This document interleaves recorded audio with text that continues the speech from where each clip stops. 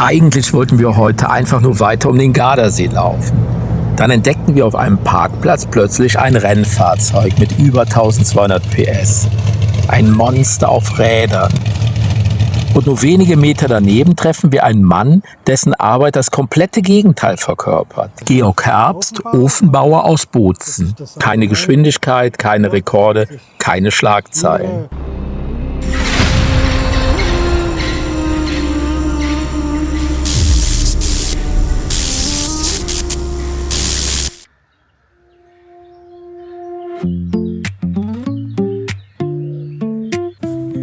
Auf unserer Wanderung rund um den Gardasee, 180 Kilometer lang, fanden wir diverse Öfen. Solche Öfen baut Georg Herbst nicht.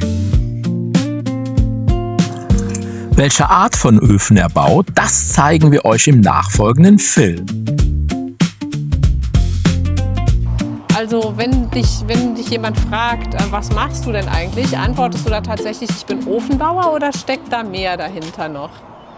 Ja, manchmal antworte ich auch, ich bin Ofenbauer, aber das ist das allgemeine Wort. Und ich liebe die Herausforderungen und mache auch gerne neue Sachen. Und da kann man sich entfalten. Das ist immer eine tolle Sache. Weil jeder Ofen ist anders, ist ein Einzelstück. Und um neue Kundschaften zu gewinnen, zeige ich das Buch her. Dann wird ein bisschen zusammengemixt vom einen Ofen vom anderen. Und dann wird eine Zeichnung erstellt und die wird dann präsentiert der Kundschaft. Mittlerweile hat ja jeder zu Hause eigentlich eine Heizung. Warum kaufen Menschen dann Öfen?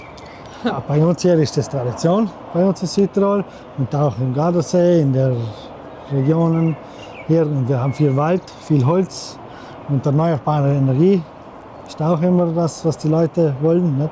Gasrechnungen kommen meist schon hier oben. Und bei Holz ist, vielleicht kann man zum Nachbar gehen, kauft man billiger oder man räumt den Wald auf. Das ist einfach. Na klar, hier ist natürlich Holz vorhanden, ja, das stimmt schon. Ne? Das ist eine andere Wärme. Wenn ich einen Bauernofen habe oder einen Kachelofen oder einen Holzofen oder eine Heizung, das ist einfach ein anderes Ambiente. Der Ofen ist auch ein Meisterstück, ist ein Möbelstück, kann man individuell gestalten und das ist nicht nur ein Heizobjekt. Nicht? Was macht denn überhaupt Feuer mit uns Menschen? Warum sitzen Menschen um das Feuer herum? Ja, Feuer ist immer schön, nicht? Es knistert, es ist auch ein bisschen romantisch, es gibt Wärme, ist einfach und ein bisschen auch von der Tradition her. Was mich interessiert, wie bist du denn eigentlich Ofenbauer geworden? Ja, ich habe schon früher als Junge hat mich Feuer sehr interessiert. Und dann habe ich zuerst Kaminkehrer gelernt, hatte eine Ausbildung als Kaminkehrer. Dann wurde mir die Arbeit ein bisschen langweilig. Dann bin ich zum Mauern gegangen, war ich circa 20 Jahre Maurer. Dann hatte ich ein wenig Probleme mit dem Rücken, immer das Wetter, kalt, nass. Und dann habe ich mich interessiert für Ofenbau. Und dann war ich einige Jahre als Ofenbauer tätig, bei einer anderen Firma angestellt. Und vor einem Jahr hatte ich die Möglichkeit, zu den Specksteinöfen umzuarbeiten. Ne? Dann war ich in Finnland für eine Schulung. Und jetzt stelle ich eigentlich zwischen Trient und Sterzing, dem Brenner, eigentlich die ganzen Specksteinöfen auch. Ich war schon auch neben Rom oder in Cuneo, in ganz Oberitalien eigentlich und auch manchmal weiter hinunter. Ich war einmal in Deutschland, um meinen Ofen aufzustellen. Das war neben Bonn. Ja. Da habe ich viel Erfahrung mit diesen Sachen. Ich mache auch viel Sanierungen, alte Kamine sanieren mit Inox, Stahlröhren einziehen oder auch neue Kamine hochziehen in alten Häusern. Und das ist ganz interessant. Ja. Das ist eine abwechslungsreiche Arbeit und sie gefällt mir gut. Und warum die Selbstständigkeit? Die Selbstständigkeit ist, man kann sich die Arbeit ein bisschen selber aussuchen. Ich habe eine kleine Familie, bin vor einem halben Jahr Vater geworden und so kann man sich die Arbeit auch ein bisschen einteilen und hat man auch ein bisschen mehr Zeit für Familie. Gab es da auch mal so einen Moment, wo du gesagt hast, Jetzt wird's eigentlich schwierig. Ja, da gab es viele Momente. Ja.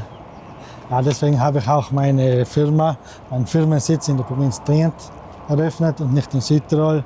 In Südtirol ist das ein bisschen komplizierter und in der Provinz Trient haben sie mir ein bisschen weitergeholfen und habe ich das selbst geschafft, ohne große Hilfe. Ja, ich bin mittlerweile auch 40 Jahre alt, habe keine Familie und Zeit ist auch, viel Zeit für die Familie braucht es auch und meine Frau unterstützt mich auch sehr, weil sonst würde ich das nicht hinkriegen. Wenn ein Ofen nicht geht oder ein Kamin verstopft ist oder etwas, dann muss man Samstag, Sonntag, Feiertage, da ist Telefon läutet, muss man starten. Das Eigentliche, was mich begeistert, ist eigentlich, man kommt viel umher, man lernt ständig neue Leute kennen. Baustellen sind maximal 2 Wochen und man ist einfach viel unterwegs. Auch wenn die Öfen fast gleich aussehen, ist der Kamin am anderen Ort, die Zuluft kommt von einem anderen Ort, man ist in einer anderen Umgebung. Das ist immer interessant. Musst du da auch improvisieren oder ist alles modulhaft aufgebaut? Nein, das ist alles zu improvisieren, alles. Modulhaft gibt es nicht bei dieser Arbeit. Was ja auch eine Herausforderung ist. Ja, das ist eben das, was mich herausfordert, das, was mir gefällt. Der Kunde das erste Mal seinen fertigen Ofen sieht. Was bedeutet dir das? Ja, das ist immer gewaltig. Die meisten Kunden kommen mit strahlenden Augen. So wie jetzt, wenn wir das Interview fertig haben, fahre ich nach Insektental. Ja. Da kommt die erste Anzündung von dem Ofen, den ich am Freitag fertiggestellt habe. Das ist natürlich auch für mich interessant. Nicht? Ja. Wie funktioniert das? Kommt eine schöne Flamme, flackert sie, zieht der Kamin. Das ist immer eine Herausforderung war es. Und dann ist man auch selbst begeistert, wenn alles super funktioniert. Die Kunden sind zufrieden. Da kommen alle. Ja. Eltern, Großeltern, auch die Kinder. Dann kommen einfach alle, weil sie alle interessiert sind und begeistert sind. Ja, da kann ich das auch. Du hast ja eben gesagt, Tradition und was völlig anderes als eine Zentralheizung. Ich kann mir nicht vorstellen, dass sich jemand um die Zentralheizung stellt und dann ein Gläschen Sekt trinkt oder so. Zentralheizung muss funktionieren. Ja. Und der Ofen ist auch ein Bild, macht die ganze Wohnung optisch anders. Ne? Das ist wie ein Möbelstück. Ne? Und jeder ist anders. Nie zwei gleiche. Das gibt's nicht. Du sagst jetzt, du bist 40 knapp. Was ist mit 45? Was ist in 5 Jahren? Was ist so deine Vision? Wo möchtest du da stehen? Ich möchte eigentlich immer im selben Punkt stehen. Ich möchte nicht große Arbeiter einstellen. Ich möchte für mich selber meine Arbeit machen, damit die Kunden alle zufrieden sind und nicht eine große Firma erweitern. Oder das ist mir eigentlich uninteressant. Ich möchte mich selber um die Kundschaften kümmern. Die Kunden haben mit mir zu tun und nicht mit meinen Arbeitern, sodass so wenig wie möglich Fehler passieren. Heimat. Ja, Heimat ist immer das Schönste, was es gibt. Jeder freut sich am Abend nach Hause zu kommen. Und ich glaube, das ist sicher bei jedem gleich. Aber ich zum Beispiel, freue mich immer, komme nach Hause. Ist schön beheizt das Haus, habe einen tollen Ofen drin. Dann kommen die Kinder, kommt die Frau. Das ist einfach ein anderes Ambiente, wenn man halt einen Holzofen hat.